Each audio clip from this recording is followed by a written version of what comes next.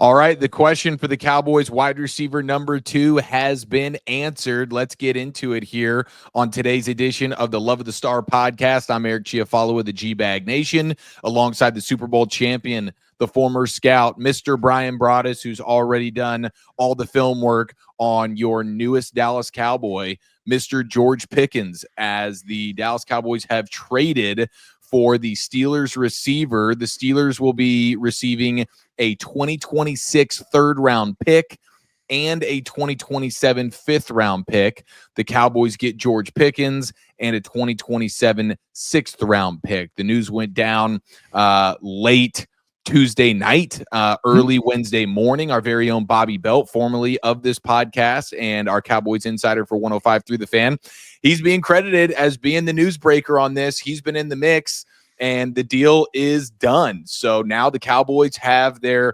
answer at wide receiver 2 opposite CeeDee Lamb. George Pickens, he's definitely a big name. He's a supreme talent. Brian Broaddus, what's your initial reaction?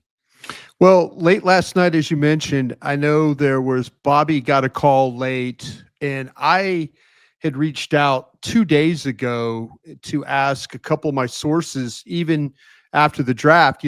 Jerry was talking about working on a deal. There were some rumors about an AFC receiver, AFC North receiver, Bateman, Pickens. We're trying to kind of get an idea of that. But yeah, Monday I reached out to one of my front office guys, and I said, "Hey, are we still looking at receivers?" And I didn't hear anything back. And and I'm thinking, okay, something's going on here then, and just kind of just waiting to see potentially, with the draft being over, and maybe it was going to be a little bit more difficult because of, maybe the Steelers wanted a third round pick this year. I know when on our show, Eric, we were talking about various receivers. Pickens was a guy that was brought up. We talked about Jameson Williams. Teams were telling me, listen, this could be had for a third round pick. It sounded about right for Pickens too. That was going to be where this was at. But late last night, started kind of getting some calls on it. And then about 5 this morning, it really, I was talking with Bobby about it, and I'm like, hey, this is what I'm hearing. He goes, that's what I'm hearing too. This sounds like the compensation. And so, Bobby, I said, man, you gonna put this out there? And he goes, oh yeah. And so next thing you know, he sent the tweet and kind of got things running. But yeah, it happened. It happened late last night. And like I said, the Cowboys were, in fact, working on getting a deal done. They didn't get a receiver during the draft, as we all know, and they picked their board, but they were talking about going out and trying to help their team and make a substantial move. And I would say this is a substantial move. No question about it. This is a bona fide wide receiver 2.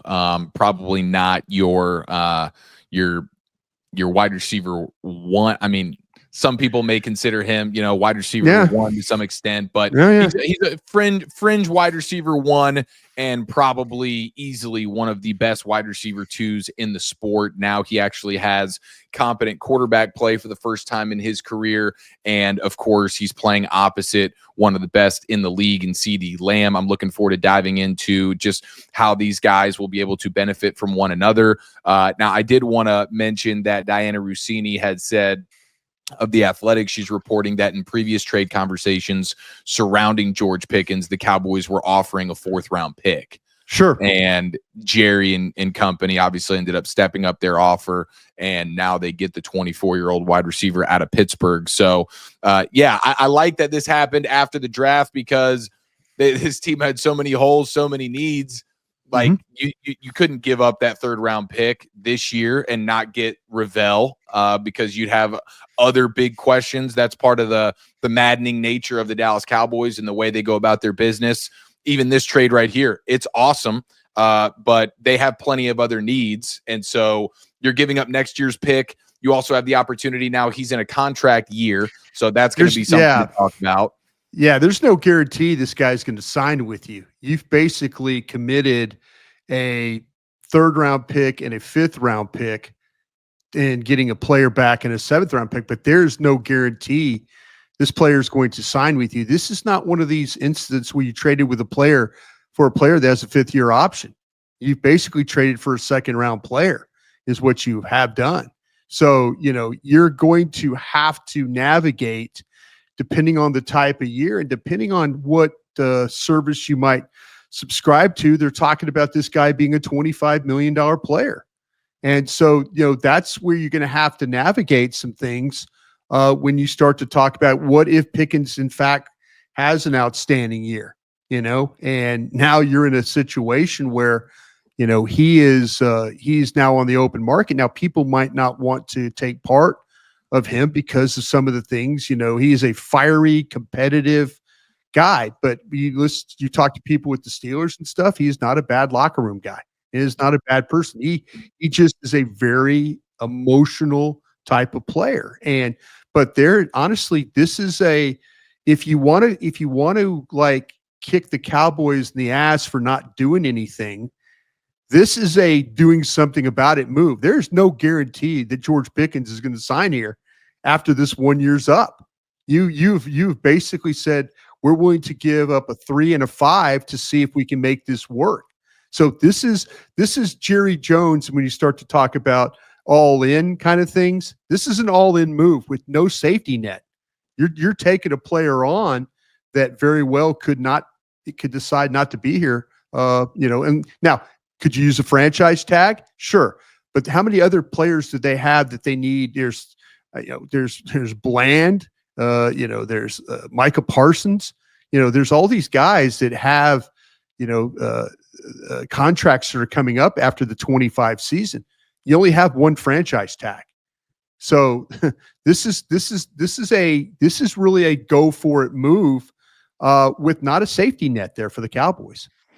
Yeah, I think this is a CYA move. I mean, I can't even give him the credit of this as an all-in thing. You've neglected the position and neglected plenty of other positions to the point where now you're in such desperation mode. And so that's how you look at it. That's fine. I mean, yeah. I'm just pointing out that there's no safety net here. And True. So that, and so your point is absolutely correct.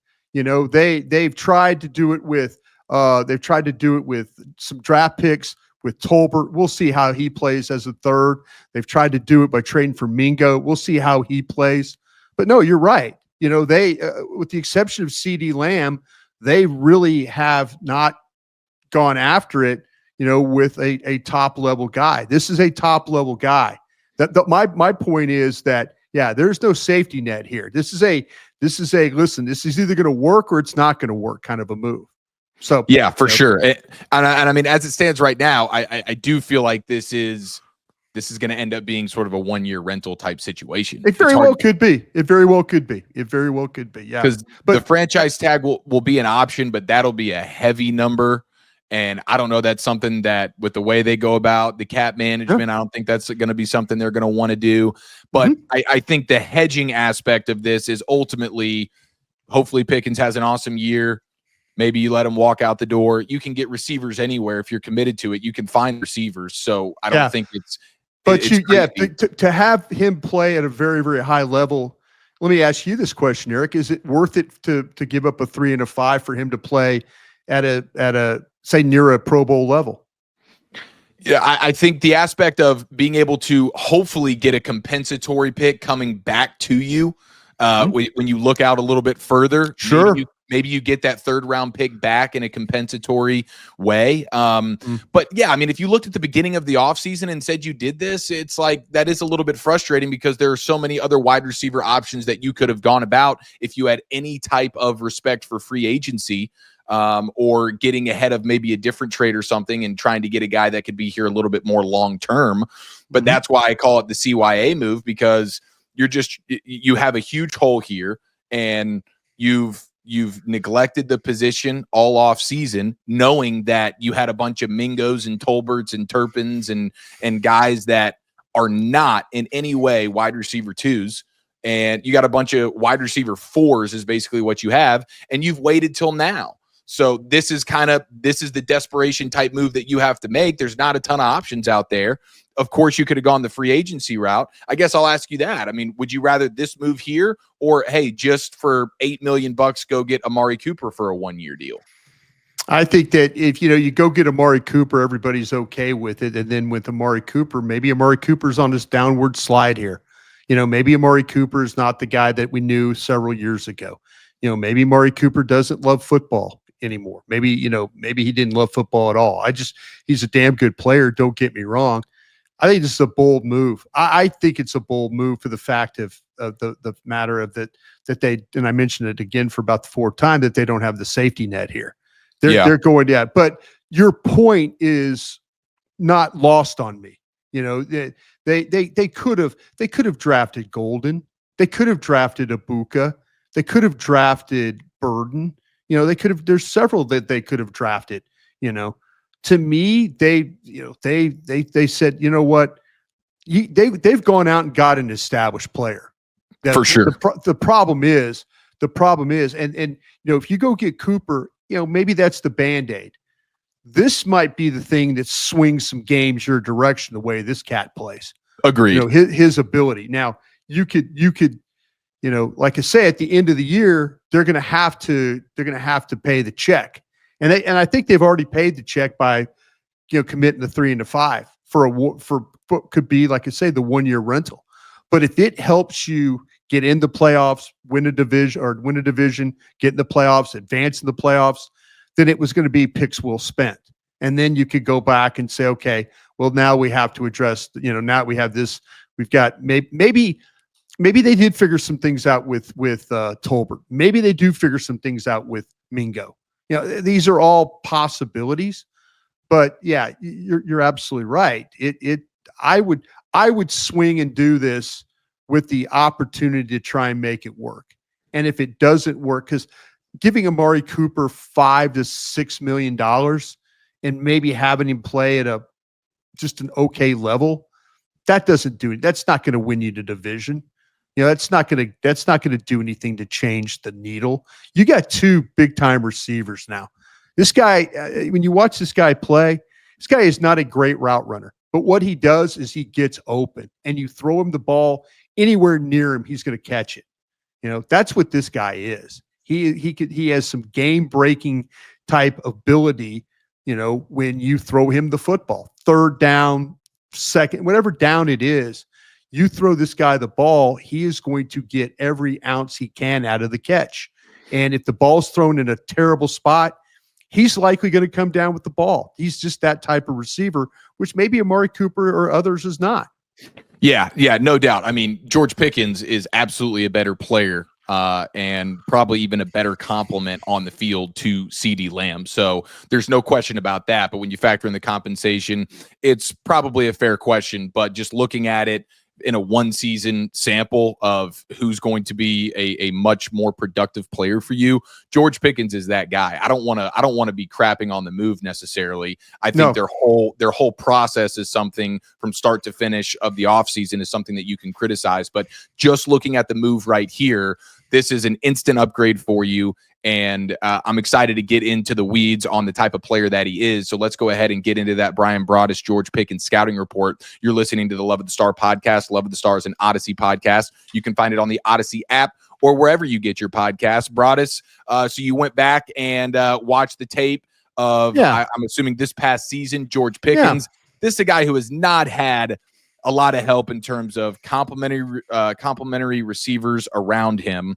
And then he's also not had the help at the quarterback position. I mean, he's been catching balls from Trubisky, Pickett, Rudolph, Wilson, and Fields.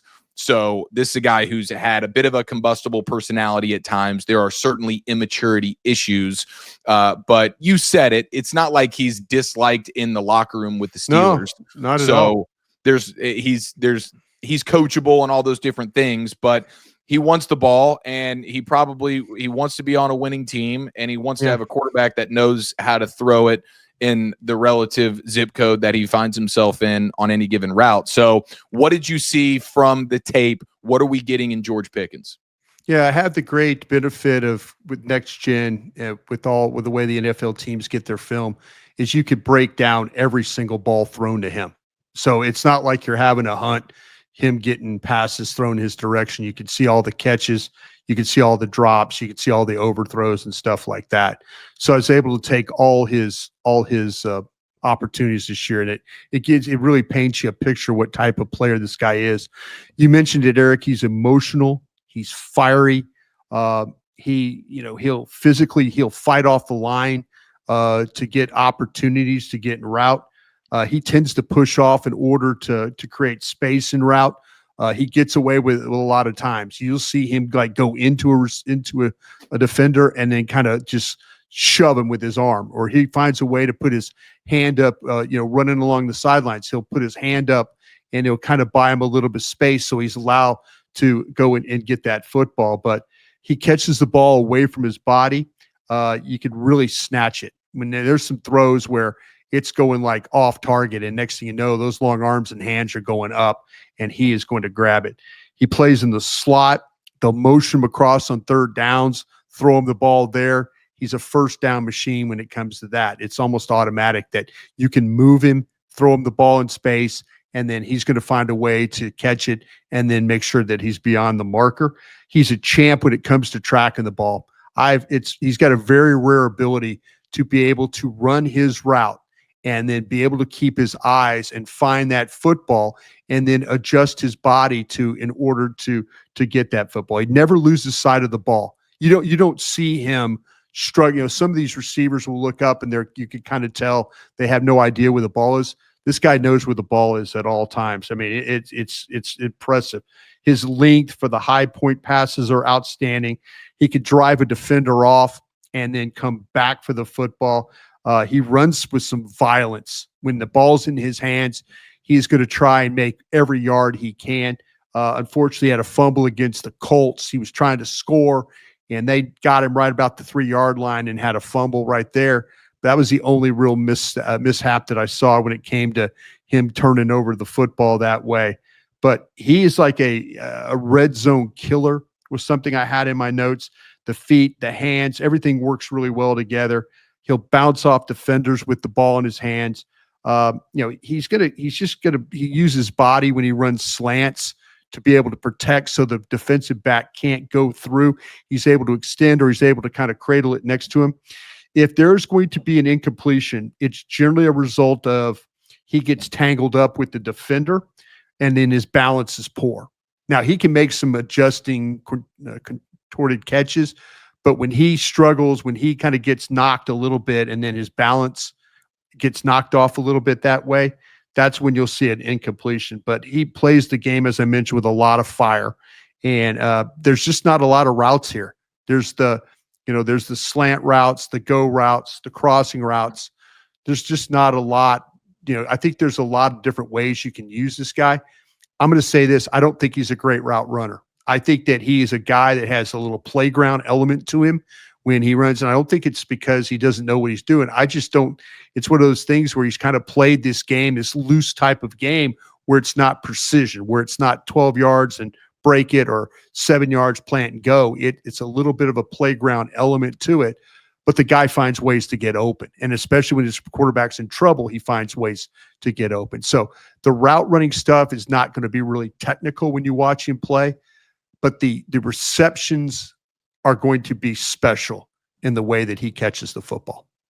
Yeah, I mean, circus catches. When I think of George Pickens, I think of down the sideline, a little bit of that Michael Gallup stuff that we used to see, Dak to Gallup, but this is a much better incarnation of that type of player with George Pickens down the field, throw it up to him, the toe tapping on the sidelines and stuff. And he's not a great route runner, as you said, but he wins with the contested balls in a way that makes him a guy that can absolutely, if you're going to have to double CeeDee Lamb, this is a guy now that you can trust to win one-on-one matchups, especially in man coverage. This is a guy who can win those, and you did not have that in Tolbert or Mingo or Turpin or whoever. And I think all those guys now I have a little bit more confidence in the secondary pass catchers for this offense, because now they're all going to be in roles that make sense for their skills and abilities. Defenses are focused on CeeDee Lamb, and they were going to dare Tolbert and Mingo and those guys to beat him. Well, now, okay, if you're going to dare George Pickens to win in one-on-one coverage, he can absolutely do that. And now Tolbert can be the wide receiver 3 or 4 that he's supposed to be. Same with Mingo. So I think all of that makes sense. I do think it's interesting the way you said they move him, they put him in the slot a little bit as well, because we know that's a CeeDee Lamb thing. He can win on the outside. He can win in the slot. So now you have another piece who can do that. But CeeDee Lamb's a monster in the slot. We know how much of a monster George Pickens is out wide, but having 2 guys that can kind of be interchangeable from that standpoint, I think is obviously huge as well. And then the red zone factor. I'm so glad you brought that up. How bad has this Cowboys red zone been? And a lot of that has to do with Dak being unwilling to run the ball himself and the inability to just run the ball in general with this offense. And hopefully that gets cleaned up a little bit. But having a guy at that size who can win on jump balls and understands boundary and getting feet down, to me, that's one of the biggest reasons why this makes so much sense.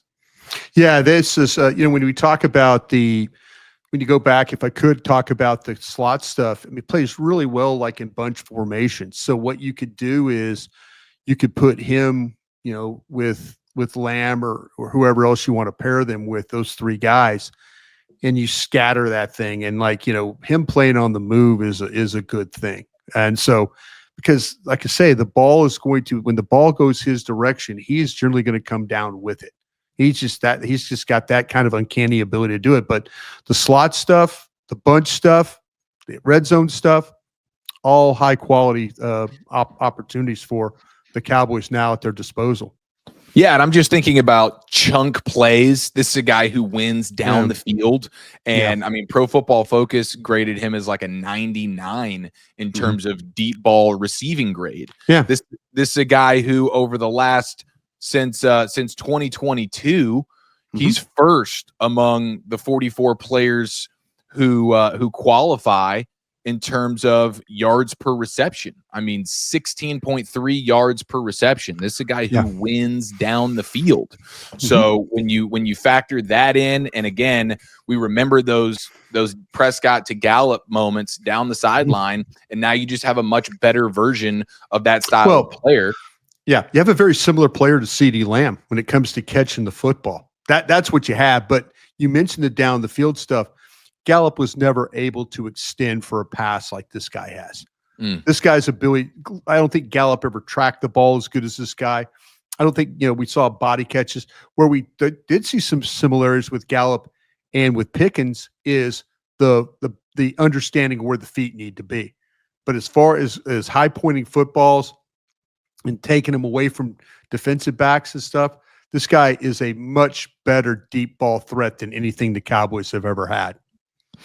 Yeah, and that's an element to this offense that was desperately needed. Now when you factor in, okay, defenses, good luck here. You got Lamb, you got Pickens, you have the juice of a Kevontae Turpin. Obviously, we have some excitement with the Jaden Blue stuff. Hopefully, Ferguson coming back and being with Dak. Hopefully, in a healthy season for Ferguson, he can get back to being that security blanket. He's also a guy down the seam and even after the catch that can make some plays for you. So, I mean, I feel like as you look at this offense now, I mean, you've solidified the offensive line, hopefully, with the Booker stuff, and hopefully Guyton comes along there at left tackle. But I feel good about the scheme aspect. I mean, now I think really the only questions that remain on the surface here, obviously, what version of Dak are we getting? Is he going to be hitting the ground running? How healthy is he going to be? And then, is it Blue, or how does the running back stuff shake out there? And maybe there's another move to be made. I mean, do you think they might get aggressive with a veteran back now? I mean, Nick Chubb's still available. We've talked about the Breece Hall and the Jets and potentially making a move there. So maybe they're not done at the running back spot either. Yeah, I think this is one of those things. I know that Nick Chubb was a name that was mentioned and a possibility, all that. I do need to circle back on that one, because to me, I kind of feel like that they're going to ride with the guys they have right now. I don't get the impression, and I could be wrong about this, but I didn't get the vibe. I got more of a vibe that they were going after the receiver, which they did. I didn't get the vibe that the running back was that part of it. Now, the running back was a factor in the draft if it would have been there at 44, but then they addressed it. They're gonna see what they have with Blue, and then with Maffa, and then also too with Williams and Sanders, and see if they could find, and even Hunter Lipke, potentially they're gonna see if they could find three guys out of that mix to be the primary backs, I believe. Well, if that's really the only big question about the offense, I think that's something that we can all stomach here. I think the left tackle. I think the left tackle is a big question here. I think when you start to talk about the running, or you just talk about the offense in general, and you brought up Ferguson. I think that's a key one too. I think there's these tight ends, even with the addition of Pickens and Lamb, and in that group, these tight ends have got to play better. We've seen times with Luke Schoonmaker and all. Ferguson got to play better. But the biggest question mark, probably not with the running game with these backs. Hopefully they've kind of got that taken care of. The biggest question is what's going to happen at left tackle. That is going to be when we get to Oxnard. Now we'll get through the OTAs and the mini camps, and then there'll be that month-long period where there's really nothing going on. But going into training camp, I guarantee you the left tackle is going to be the one that the spotlight, we talk about Dak, but that left tackle spot, how does Guyton look? Has he made himself look different? Has he worked on with more power? Is his demeanor, all that? I mean demeanor, but is his passion for the game, is it where it needs to be? Those are the biggest questions now. About if you could talk about, hey, what's the cornerback situation, and what's the situation at left tackle? Those seem to be the ones, and we could throw in the one technique if you want, but the corners and that left tackle are the ones I'm kind of focusing on right now. Yeah, that's 100% fair. And hopefully Guyton is going to be taking a nice step forward here. Mm-hmm. I am encouraged with the offensive line coach and Adams and everybody coming in here. So there's reason for optimism there for sure. But absolutely, it's a big question on what the players got to take the step. Everything, all the pieces are there for him to get benefit. When I'm talking about Guyton, get some benefit for get some learning and be better. It's on the player. It's on Mozzie Smith to be better. There's certain players that now it's time to be better. And I don't know any way to say it, but there's some guys that are on this roster that have kind of, because certain coaches have been here, they're still here. But there's time for these guys to show up and be better. And we always talk about the next step. You could talk about Tolbert. You could talk about Mozzie Smith. You could talk about some of these. Talking about Donovan Wilson if you want. It's time for him not to.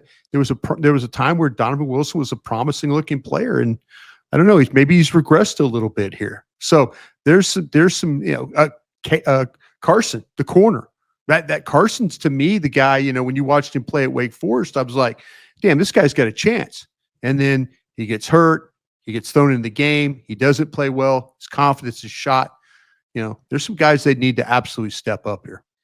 Yeah. Plenty of questions, especially defensively. But this was one of the bigger looming holes on the roster here. And now they have solidified it with George Pickens. And I think the football fit on the field makes a ton of sense. The personality, the immaturity, obviously a bit of a question, but let me ask you something real quick, Eric, if I could. I'm sorry for interrupting you. Everybody's now kind of asking the question, well, so much for the right kind of guy, and so much for the culture, and so much for what is your response to the fan base that's was kind of digging hey, listen, the captain, these guys are well liked, they're starters, 4-year starters and all that. What are you saying to Cowboy fans out there that are now saying, well, there goes all that out the window with the signing or the trade of for for George Pickens. Yeah, I think it's pretty laughable to say all that goes out the window. I understand Brian Schottenheimer and his mindset of trying to revamp the culture a little bit and have the type of personalities and leadership and an influx of that with a rookie class. I totally get that. But there is a need for, one, great talent, which George Pickens absolutely is. And two, I think there's also an element of having some dog personalities, having a couple of those sprinkled in. This is football. Let's not forget the level of toughness and attitude, and a dog that's willing to go out there and bite and get physical. And maybe there's an unsportsmanlike conduct here or there. But I think when you look at great teams throughout time, it's not 53 choir boys, and you've done a nice job having an influx of those guys for sure when it comes to trying to reestablish the new way of doing things in the culture that Brian Schottenheimer's trying to do. But I think you've got enough of those guys now. And maybe you would love to have George Pickens fall into that type of personality category, but I'm open to the idea of having a guy that is a little bit on edge and certainly competitive as hell. And you also have a quarterback here that I think can help sort of rein that in to some extent. That's not something from a leadership standpoint that Pittsburgh has really had at all. So to me, you can't say that all goes out the window of what Brian Schottenheimer's trying to do. You've done like 10 different things in that way of trying to reestablish personalities, but I don't think it's wrong to sprinkle in a little bit of crazy. You got to have a couple of guys with a screw loose on your team. Yeah, this reminds me of the great line that was uttered in a draft meeting in 1998, and it's uttered by Jim Garrett, Jason Garrett's dad, who I worked with for a long time. And Jim Garrett looked at Chan Gailey when they were having a discussion about Randy Moss, and Jim Garrett looked at him and said, "Coach, this is the NFL. It's not the Boy Scouts." And he was trying to explain because Chan Gailey and Dwayne Painter, the receivers coach, wanted nothing to do with Randy Moss. And when Jim Garrett, he at the front of that room, he stood there and he said, "Coach, Coach, this is the NFL. It's not the Boy Scouts." So I'll always remember Jim Garrett's line uttered about Randy Moss, and he was absolutely right. Amen. That's a great bar. And not to mention, it's not like you're talking about a guy with a ton of off the field issues where he's got some type of criminal background or something like that. You're not bringing in Greg Hardy. This is completely different. This is a guy with immense talent who's young, a bit immature, but competitive as heck. And as you mentioned, even in Pittsburgh, like still pretty well liked in that locker room. Still well liked. Yeah. Wasn't a problem. So I'm here for it. I like it. It is. It was a splashy move, and I think it's a needle moving type move. We don't know how big picture it's going to be, but for this season, right now, your offense just got a ton better, and defensive coordinators and corners and safeties are all going crap. When the Cowboys show up, it's not just CeeDee Lamb and a bunch of schmoes. You're gonna have to deal with a lot of stuff coming at you here. And again, I love the red zone stuff, and I love the downfield element of, hey, it's not going to be a shock now when we have a 50-yard reception and it's somebody not named CeeDee Lamb. So I think it's a great fit, and I'm excited about it. All right, let's go ahead and we'll get into the Dean Julia mailbag here on the Love of the Star podcast. Love of the Star is an Odyssey podcast. You can find it on the Odyssey app or wherever you get your podcasts. And obviously, questions coming in regards to the Pickens stuff. But I like this one from Matt Holleran. Rank these 4 position groups in order of how confident you feel about them entering the upcoming season. Now that the George Pickens move has been made, you have the cornerback room, you have the linebacker room, you have the tight end room, and you have the running back room. I think we all now feel pretty good about where the receivers stand. But corner, linebacker, tight end, running back, what's your order in terms of confidence there of the guys that you have? I went linebacker, tight end, running back, corner is what I did. Okay. Yeah, I would have been confident. I'm kind of confident that the guys that they brought in, and then with Maris Leofau, maybe now I'm confident that they will fit, with Murray and Sanborn and those guys. I'm confident that they will figure that group out. And so the tight end I've talked about, maybe we'll have to see, Schoonmaker showed some promise. We'll see about Ferguson on the way.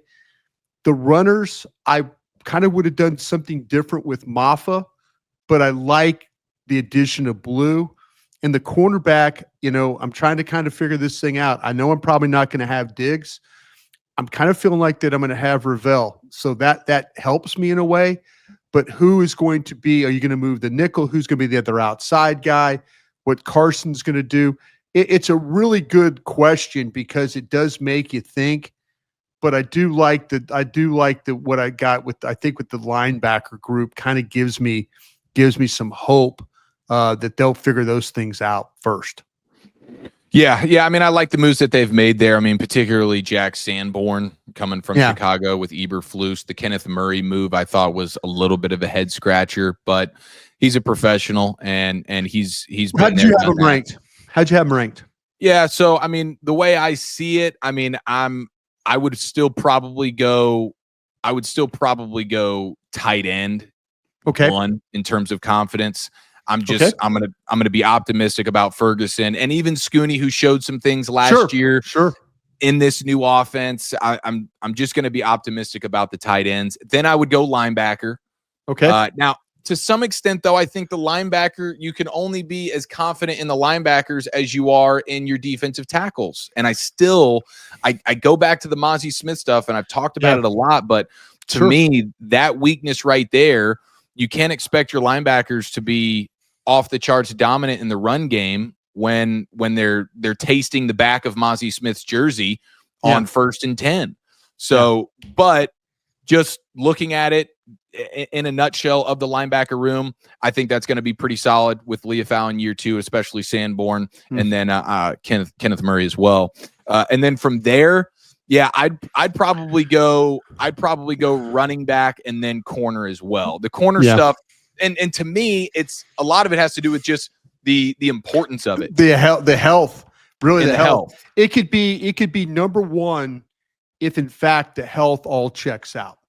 That could very well be like if they get Ravel there, everything with Bland is okay. They need to figure out then the other, is it, our guy Elam, is he the guy in the mix? There's a lot of questions. Health, and then can they get Elam to play at a level like he played in college? When he plays zone coverage and stuff, he was just fine. The man coverage, a little bit, we'll see. Carson, I brought him up earlier. I mean, if they get Carson to play, the cornerback group could be number 1, but right now it's number 4. Just because I think there's a lot of questions about it. Yeah. If Ravel wasn't coming off the ACL, if Diggs was healthy, I think you'd be talking about probably having Diggs and Ravel as your boundary corners week 1 with Deron Bland going back to the nickel spot that he dominated in rookie year. No question. Yeah, no questions. Yeah. And so hopefully as the season goes on and Diggs gets healthy, unless somebody like a Carson or a McQuamu or somebody in the nickel spot like really owns that position and takes a big step, I think that could be the ultimate plan as you get into the season. Once you get healthy Diggs, then it's Diggs and Ravel on the boundary and Deron Bland, who has that ability to go inside and be a dog in there like he did his rookie year. So, but right now, those are all huge questions. And I put it higher than running back, where we also have a lot of questions, but just the positional value of it and the level of difficulty of playing corner compared to running back. Like there's things you can do offensively to help your backs. Hopefully Javonte Williams, a year removed now, an additional year removed from the injury, the blue effect, hopefully they can scrap something together. But out at corner, man, you're on an island. And if you're a rookie coming off an injury and you're a guy who's like a McQuamu who's never been a full-time dude, and now all of a sudden you're thrown into the nickel, or Carson who's got no confidence right now off a bad rookie year, hey, go play nickel corner, which is maybe outside of quarterback, nickel corners, one of the more difficult positions to play and to find a studly player. So yeah, I mean, the corner stuff right now, I love what they did with Ravel. I think that was a smart move. But in year one, off an ACL, I mean, that's obviously going to be tough sledding. Okay, a lot of these questions we were able to answer just through our conversations, Broadus. But just circling back to Pickens here, what do you think? What do you think is from a downside standpoint? I mean, is he a guy? Yeah. Did you see him drop a lot of balls? Did you see No. him? In terms of weaknesses, it was He really can't just a his limited route tree. It's routes. It's routes. If you're asking him to be a precise route runner, that's not his game. His ability to separate comes from physical contact. His depending on you can move him, which would probably help him. You could see him fight through jams, through physicality. He is a player that's not afraid to mix it up. But he is not going to make you feel like you're watching Amari Cooper as a route runner. Just not. Which is fine. Yeah. And maybe the Steelers with Smith's offense there was not conducive to, maybe they had to do some things because of the Fields at quarterback, or Russell Wilson at quarterback. Maybe they couldn't do a lot of things because the quarterback play was so inconsistent. But he is not, like I say, when you watch him run routes, you're not going to sit there and feel like that, wow, this guy's it's very clear that he knows how to get open, but he knows how to get open by physically just banging into somebody and bumping with his hand or bumping with his arm or bumping with his shoulder and then buying himself that separation. Okay. It's a great scouting report right there. Thank you, Brian Broadus, the Super Bowl champion. I'm Eric Chiafalo with the G-Bag Nation. That'll do it for today's edition of the Love the Star podcast. Cowboys get their new wide receiver, George Pickens, in a trade from the Steelers. We'll be back later in the week with more Cowboys content. Until then, be well.